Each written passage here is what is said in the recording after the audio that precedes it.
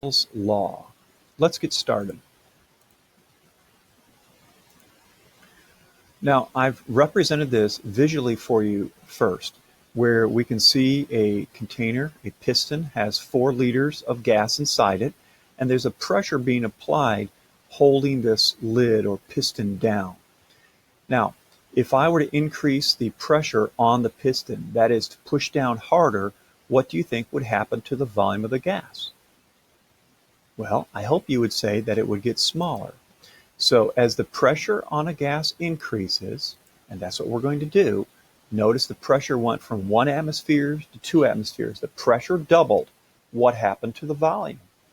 The volume is now half. So we could state that pressure and volume are inversely related.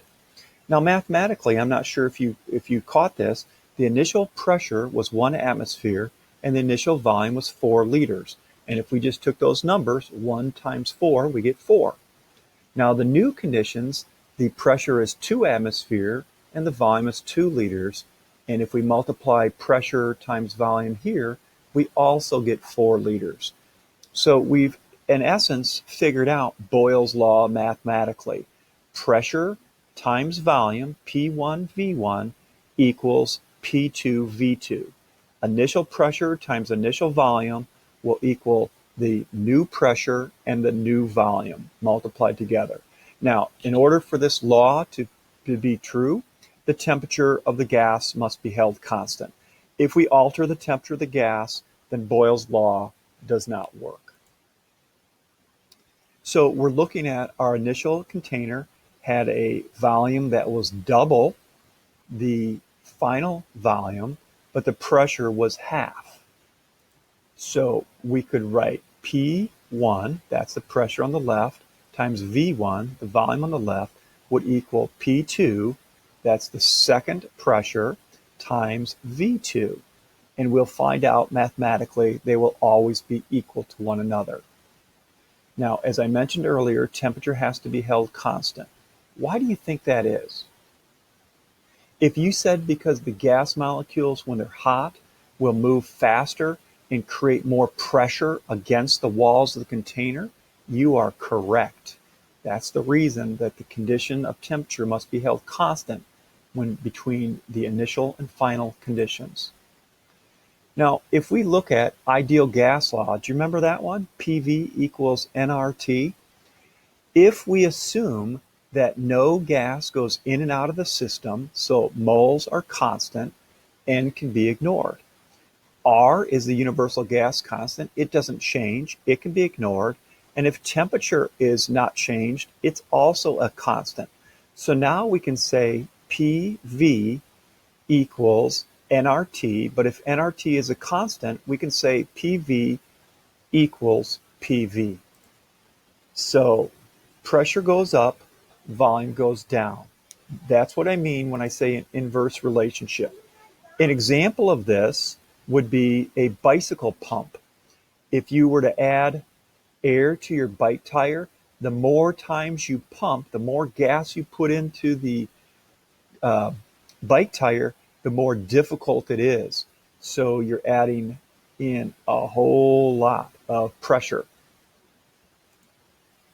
So as the volume of the air trapped in the pump is reduced, its pressure goes up and air is forced into the tire.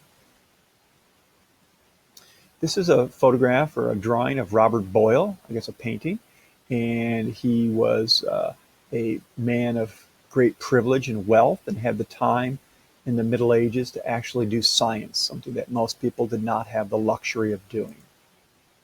Now let's look at some actual data, how this maybe would be derived. So we have a whole bunch of experiments here where we looked at a gas and we had the moles of gas and temperature are constant.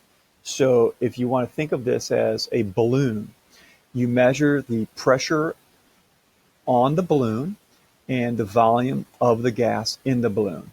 Then we raise the pressure on the balloon and we find out that the volume of the balloon gets smaller.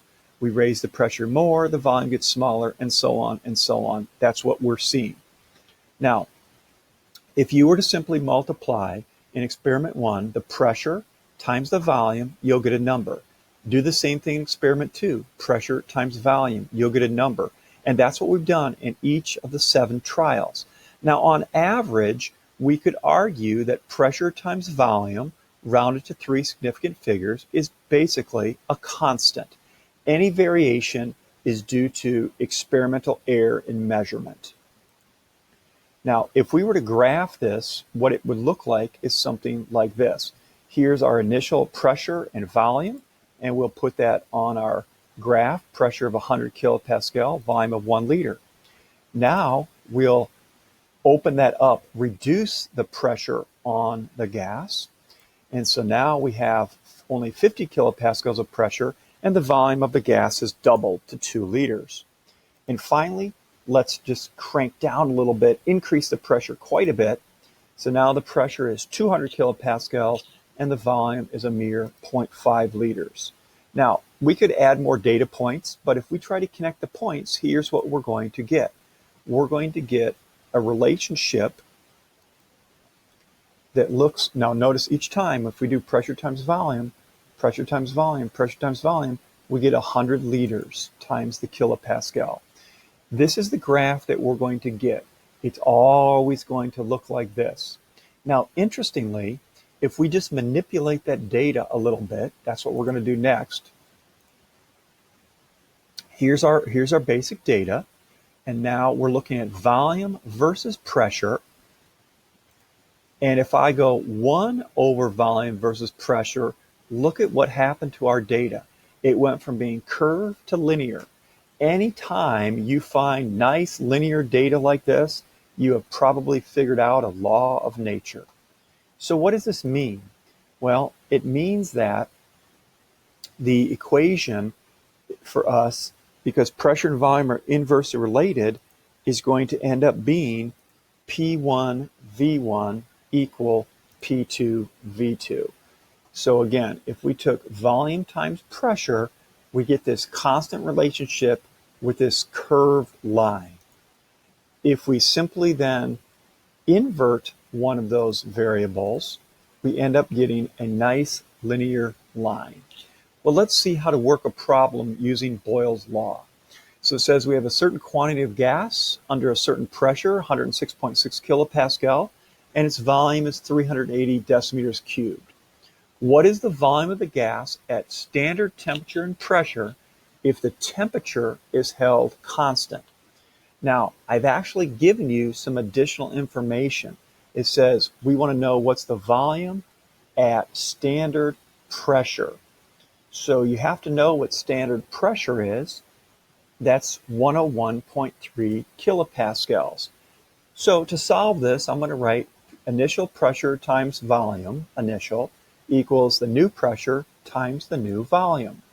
So substituting in numbers, the initial pressure, 106.6 kilopascal, the initial volume, 380 decimeters cubed. The new pressure should be, what volume of the gas is standard pressure? Well, I think this is a typo. This should be 101.3, not 103.3 times volume. And if we solve it using 101.3 in here, you should get the correct answer for the new volume, 392 decimeters cubed.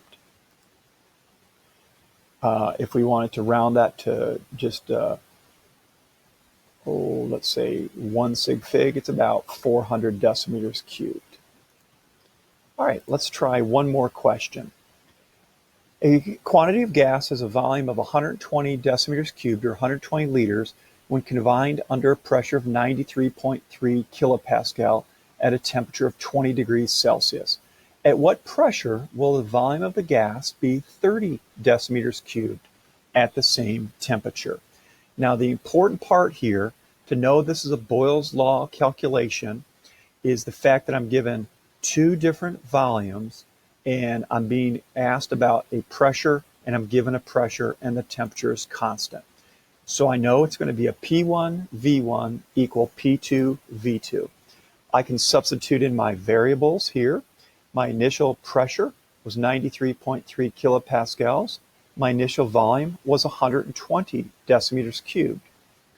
My new volume is going to drop down to 30 decimeters cubed. Now, before we type in any answer into our calculator, I want you to think for a second. The volume is now 1/4 as much.